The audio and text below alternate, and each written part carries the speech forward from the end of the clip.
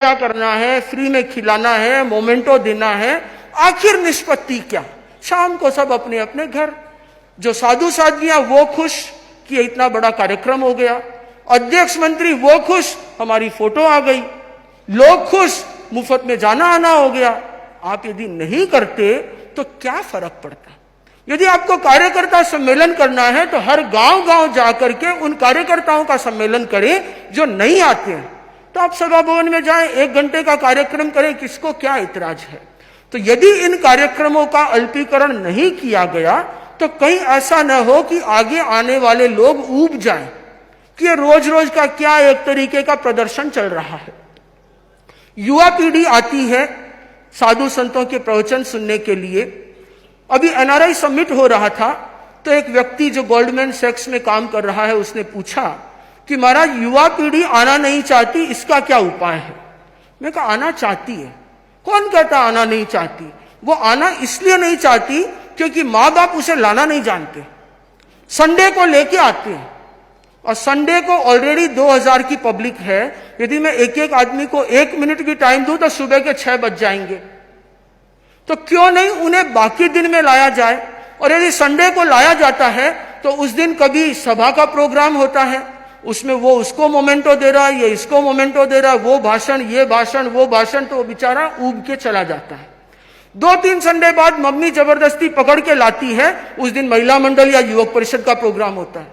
तो वो फिर क्या करता है, मां को सभा भवन में ड्रॉप करके चला जाता है। प्रवचन पूरा हो तो एक कॉल कर देना, आके पिकअप करके घर आ जाता है। ये वस्तु स्थिति है।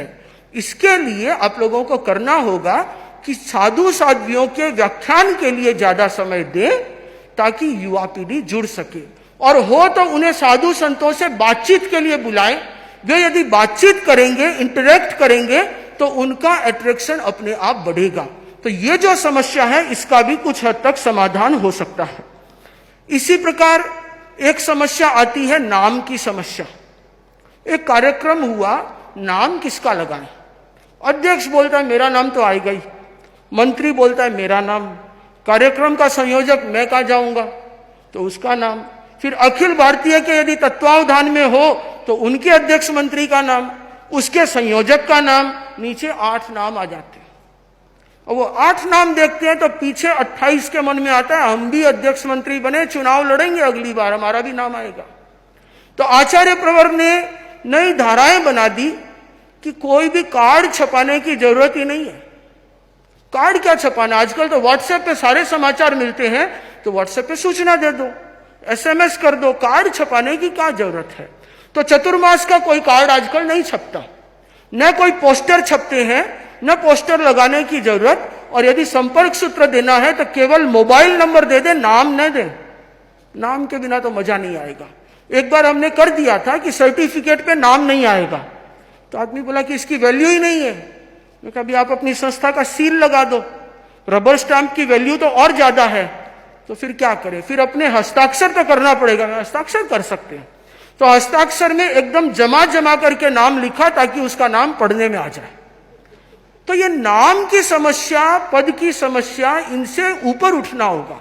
इस समस्या का समाधान आप लोगों को खुद को ढूंढना होगा।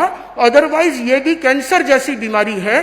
मोदी जी जब भाषण में जाकर के कहते हैं कि छपास और दिखास की बीमारी से बचो अपने सांसदों को, तो वो बात तो हमारे यहां भी लागू है। सभी अध्यक्ष मंत्री पदाधिकारी इस बीमारी से बचने का अभ्यास करें तो धर्म संघ की ज्यादा सेवा हो सकेगी।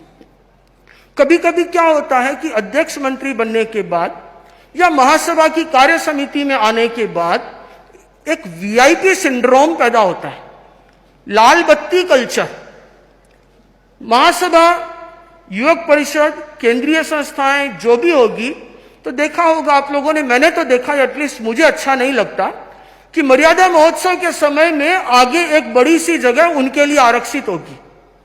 1 घंटा लेट आएंगे और सबसे आगे आकर के बैठ जाओ, विशिष्ट अतिथि। आचार्य श्री के प्रवचन में आप अतिथि कैसे हो गए? आप अतिथि हो उनके भोजनशाला में, आप अतिथि हो उनकी धर्मशाला में। मेरा प्रवचन हो रहा है और आप विशिष्ट अतिथि, आगे आके कुर्सी पे बैठ गए, पीछे से आए कुर्सी पे बैठ गए। ये कहां तक उचित है? जो आया, जिस नंबर पे आओ, बैठ जाओ, प्रवचन सुनना है, आपका कार्यक्रम है, आप आगे बैठे, ठीक है। अब एक क्षेत्र है, नाम नहीं लूंगा, वहां पे 10 तो सभा के पूर्व अध्यक्ष हैं और 5 या 7 उनके ट्रस्ट के पूर्व अध्यक्ष हैं। वहां कार्यक्रम होता है तो 15 कुर्सियां स्टेज पे लगनी जरूरी है। तो आचार्य ने स्टेज पे बैठना बंद करवा दिया, तो फर्स्ट रो में उनका सोफा लगेगा और पीछे ऑर्डिनरी कुर्सी लगेगी। क्यों भाई? उनके स्लिप डिस्क की प्रॉब्लम है कि गद्दा चाहिए? आम आदमी बैठ सकता है तो वो क्यों नहीं बैठ सकते? जब एमपी, मंत्री, मुख्यमंत्री की लाल बत्ती उतर सकती है तो हमारी क्यों नहीं हट सकती? जब धारा 370 के प्रावधान बदल सकते हैं तो ये सब क्यों नहीं बदल सकता? तो ये क्रांति तो कहीं ना कहीं से करनी होगी। आप लोगों को इससे ऊपर उठना होगा। हम सब यहाँ पे सिर्फ और सिर्फ धर्म संघ की सेवा के लिए हैं, कोई पद प्रतिष्ठा नाम कमाने के लिए यहाँ नहीं आए हैं। तो यदि ये हमारे भीतर में संस्कार मजबूत हो जाए तो बहुत सारी समस्याओं का समाधान हो सकता है।